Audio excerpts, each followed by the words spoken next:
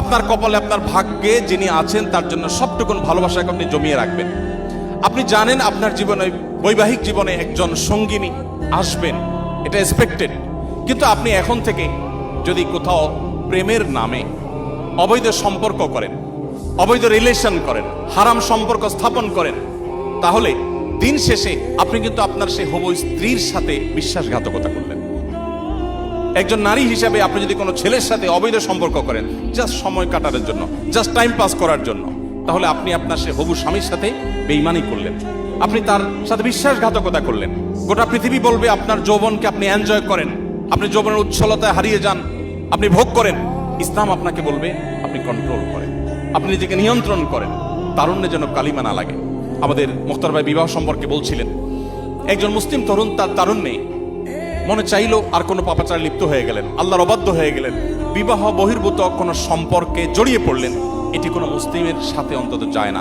একজন মুসলিম তরুণ এতটা ঢিলা হওয়া উচিত না। যেখানে খুশি সেখানে তিনি কাত হয়ে গেলেন, সেখানে তিনি এঙ্গেজ হয়ে গেলেন, নত হয়ে গেলেন, এটা মুসলিম তরুণের সাথে অন্তত যায় না। বিশেষ করে কোনো মানুষ বিবাহিত লাইফে থাকলে, তিনি যুগলবন্দি জীবনে থাকলে অন্য কারোর সাথে সম্পর্ক রাখাটাকে গোটা পৃথিবীর সকল সমাজ খারাপ মনে করে। এটাকে মনে করা হয় নীতিহীনতা, যে তুমি একজন স্ত্রী থাকা সত্ত্বেও আরেক নারীর প্রতি কেন আসক্ত, স্বামী থাকা সত্ত্বেও আরেক পুরুষের প্রতি কেন আসক্ত, এটাকে গোটা পৃথিবীর মানুষ দোষের বিষয় মনে করে। নবী করিম সাল্লাল্লাহু আলাইহি ওয়াসাল্লাম যে জীবন দর্শন আমাদেরকে দিয়ে গেছেন সেটা এর চাইতে আরো কয়েক ধাপ এগিয়ে। সেটা হলো আল্লাহ আপনাকে যে তারুণ্য দিয়েছেন, এই তারুণ্যের সবটুকুন ভালোবাসা আপনি জমিয়ে রাখবেন আপনার সে জীবন সঙ্গিনীর জন্য।